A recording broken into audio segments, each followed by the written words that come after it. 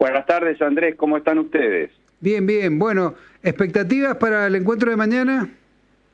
Bueno, siempre positiva, siempre es un placer poder visitar una linda provincia como la que tienen ustedes, con una gran ciudad capital. Y bueno, en este caso nos vamos a juntar con la gente de San Juan también, Claro, para analizar cómo hacemos en este ciclo de los 90 años construyendo puentes donde estamos recorriendo todo el país. Bueno, viendo un poco qué pasa con la región cordillerana, Mendoza, San Juan, inversiones importantes en sectores mineros, como todos sabemos, y pensando siempre qué hacer en infraestructura y vivienda, que es justamente el leitmotiv de nuestra institución. claro, claro. Yo una cosita que les quería preguntar, porque el tema de la vivienda, supongo que a ustedes les habrá impactado bastante el tema de la nueva ley de la propiedad privada, ¿no?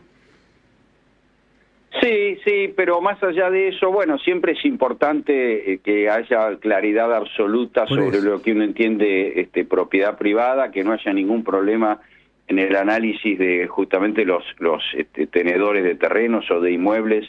Eso va a ayudar a que haya más viviendas en alquiler, a que haya más claridad en el sentido de que aquellos inversionistas que le interesa el tema puedan participar más activamente en un sector que hoy está bastante caído.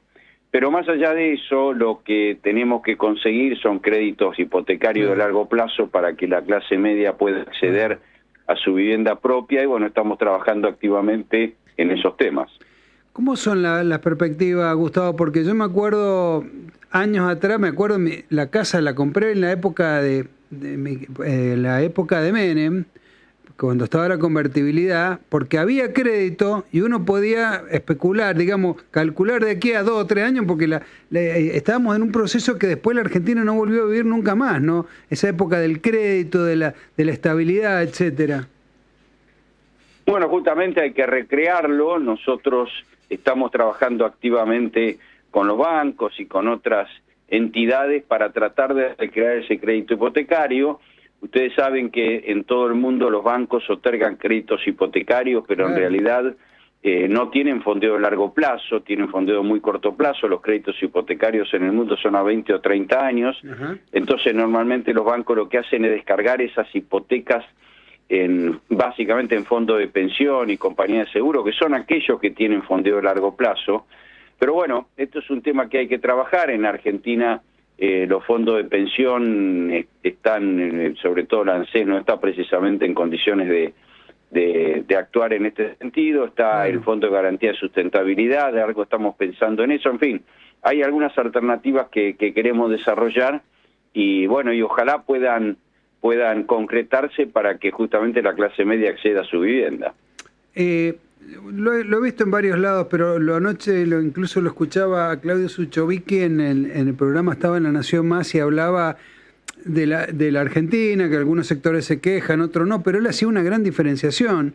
Dice, hay que mirar lo bien que le está yendo a las provincias que están un poco apoyadas en la cordillera. Hablaba justamente de San Juan, de Mendoza, de Neuquén, por la minería, el gas, Vaca Muerta, bueno, todo ese largo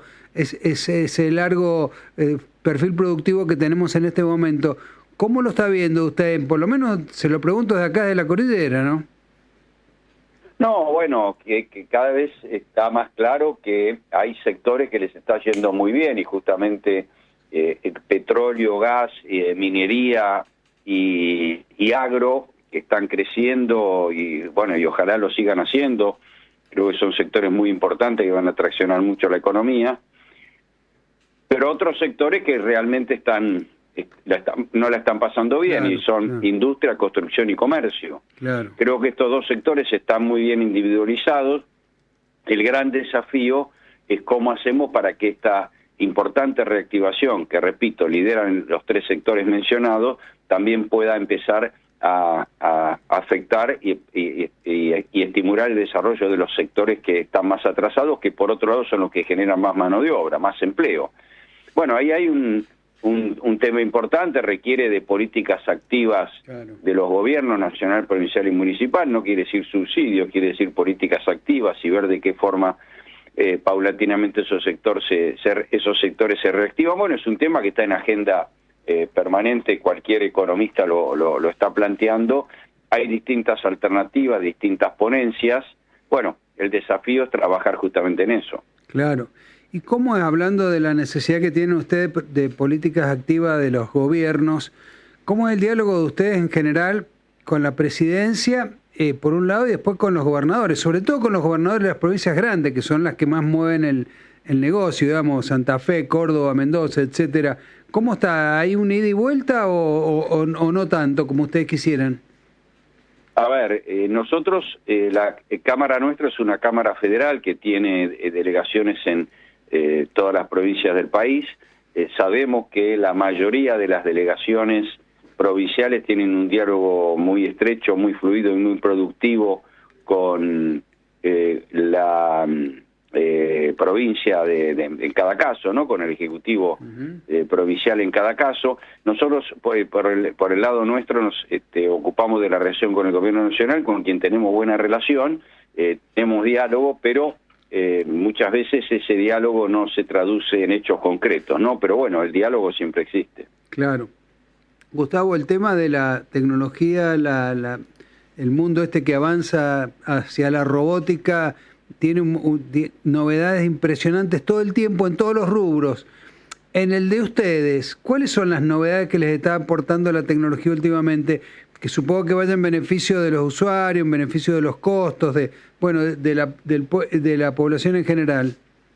Bueno, hay infinidad de desarrollos tecnológicos nuevos. Incluso nosotros tenemos acá en una de las áreas que tiene mucho desarrollo, es lo que llamamos TIC, tecnología de la industria y de la informática en construcción. La realidad es que hay enorme cantidad de desarrollos nuevos que se están empezando a aplicar en la industria, puntualmente en algunos casos con más desarrollo que otros. Aquellas obras que requieren mucha ingeniería tienen mayor difusión de estas nuevas tecnologías, los casos tal vez de una vivienda particular mucho menos. Pero bueno, esto es un proceso que llegó para quedarse y cada vez más va a haber desarrollos tecnológicos importantes. La irrupción de la inteligencia artificial también marca un antes y un después. Bueno, hay que ir acostumbrándose a estos cambios para claramente hacer más eficiente el proceso. ¿Y a ustedes qué les ha dado la inteligencia artificial? Porque, por ejemplo, los médicos, todo eso es una maravilla para ellos, y la robótica, pueden operar a distancia, etcétera. Pero ¿a ustedes en qué los ha beneficiado puntualmente?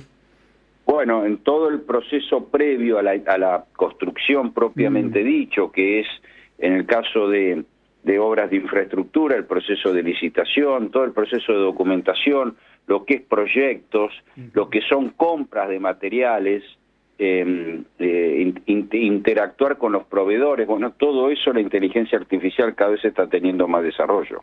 Sí, nosotros recuerdo, hasta en los diseños, recuerdo haber hecho una nota, no me acuerdo bien con quién, de desarrollo de algunas construcciones hechas en 3D directamente. No, por supuesto. En el área proyectos, la realidad del avance tecnológico e incluso de la inteligencia artificial es cada vez más dinámica, ¿no? Claro. Uno a los principales sitios de inteligencia artificial le dice quiero hacer el proyecto de una casa y la inteligencia artificial le hace el proyecto en 5 minutos, digamos. Claro. No, el avance es realmente muy, muy importante y muy disruptivo, ¿no? Claro. Gustavo Tomás lo saluda. Volviendo a un tema importante como el de la obra pública, que usted en junio también dio una nota para Infobae, si mal no recuerdo, por ahí lo leí. Le consulto cuál es la obra de infraestructura que Argentina no puede seguir postergando al día de hoy.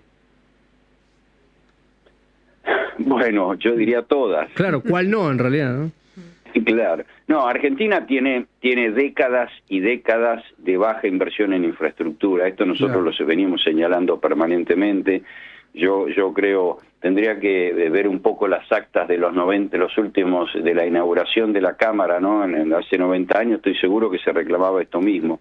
Lo que quiero decir es que la Argentina tiene déficit de infraestructura gigantesco hace muchos años. Basta recorrer las rutas argentinas, ver el estado de los ferrocarriles, o entrar a una escuela pública o un hospital público como ejemplo, del deterioro de la infraestructura argentina, y eso lo ve uno en el día a día. Basta, digamos, transcurrir, pasear un poco por algunas ciudades o por algunas rutas del interior, tanto sean provinciales o nacionales, ¿no? Bueno, entonces, la verdad es que es difícil decir en dónde no es necesario inversión. Yo diría, tendría que pensarlo mucho para ver si hay algún sector que no necesita inversión. Yo diría que todos los sectores, esto es transversal a lo que es tanto infraestructura como vivienda. Las necesidades son inmensas, los números son inmensos. Si yo les mencionara qué números se necesitan para invertir en infraestructura y crecer durante 3-4% durante muchos años, son números realmente fuera de claro, cualquier imaginación. Y esto es porque, repito, ha habido atrasos muy importantes.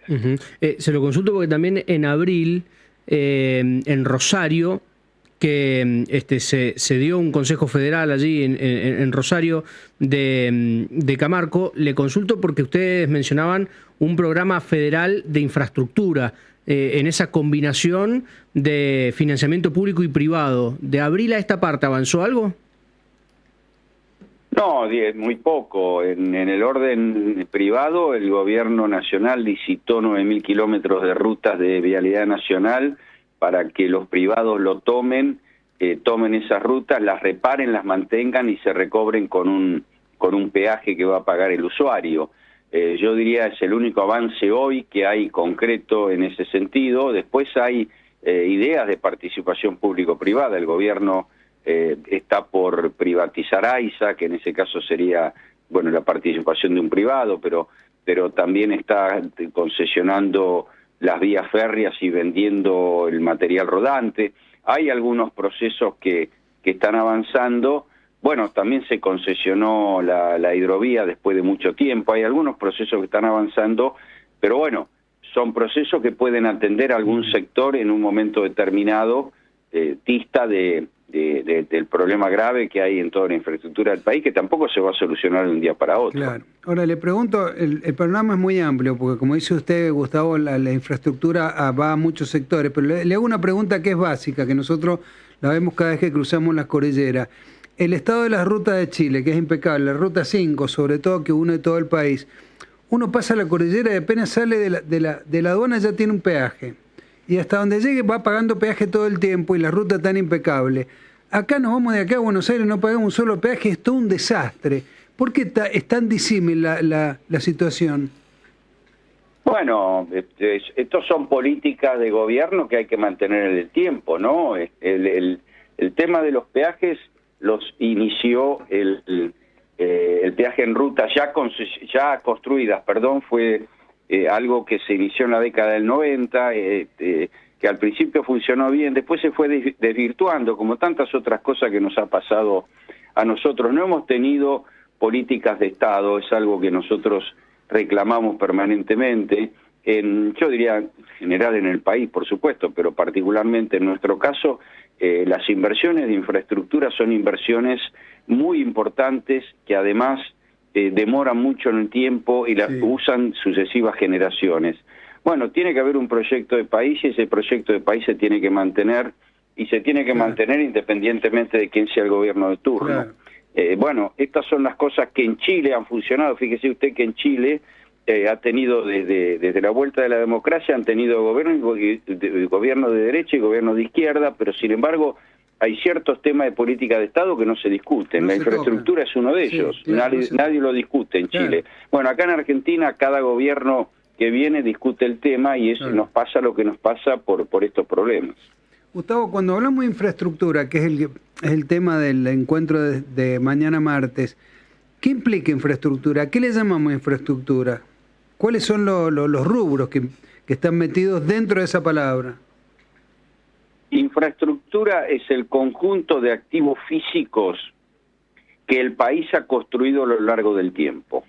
Entonces, si partimos de los años 1800, digamos, con la independencia argentina, todas las rutas, todas las inversiones en saneamiento, agua y cloaca, todo lo que es inversión en energía eléctrica, en gas, en ferrocarriles, en puertos, en aeropuertos, bueno, y así sucesivamente. Todo eso, independientemente de quién lo hizo, puede haber sido el público, de inversión pública, en sus 3 niveles, nacional, provincial o municipal, o puede haber sido inversión privada. Todo eso es lo que se entiende por infraestructura. Infraestructura física, por lo tanto, el conjunto de obras que se hicieron a lo largo de la historia en el país. Ahí también después está el tema después está el tema vivienda, ¿no? No, pero sí. ahí en esa infraestructura tenemos que poner hospitales, cárceles, etcétera. Todo eso.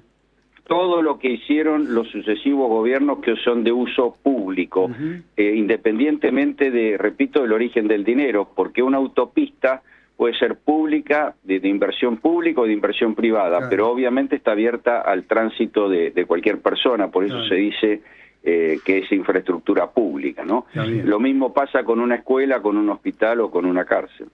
Claro, claro. Gustavo, me quedó una pregunta pendiente también respecto de la reforma laboral. Que usted estaba de acuerdo con los cambios, con algunos de los cambios. Quería consultarle respecto de si hubo esos cambios prioritarios que usted decía para el sector, si se han dado, si ha avanzado. No, bueno, usted sabe que nosotros, parte de los cambios que introduce la nueva ley, nosotros ya los aplicamos en el caso de la UOCRA, ¿no? Que tenemos un régimen muy especial. Pero hablando en general de la reforma laboral, estamos totalmente de acuerdo que algo había que hacer, no se podían seguir con una ley, con disposiciones y leyes laborales de la década del 70, el trabajo ha cambiado totalmente y va a cambiar más todavía con la irrupción que hablábamos hace un rato de la inteligencia artificial. Me parece que la nueva ley moderniza mucho la antigua ley, y creo que es importante para todos los sectores, en particular para el nuestro también. Y bueno, como decimos siempre, cuando el país crezca, creo que con una ley laboral más moderna va a incentivar mucho para tomar trabajo formal. La Argentina tiene un enorme problema de trabajo, no tanto de trabajo en general, sino de formal o informal, y creo que en la medida en que el país crezca, la reforma laboral ayuda para tomar trabajo formal. Así es. Grandes temas, muchísimos temas en la carpeta, así que va a ser un gusto estar mañana en el panel, Gustavo. Bueno, con mucho gusto nos vemos mañana entonces. Hasta luego, que pase buenas tardes. Gracias, buenas tardes. El ingeniero Gustavo Weiss, presidente de Camarco, de la Cámara Argentina de la Construcción. Mañana hay un encuentro, como yo se los decía, acá en Mendoza. Tanta piel cansada.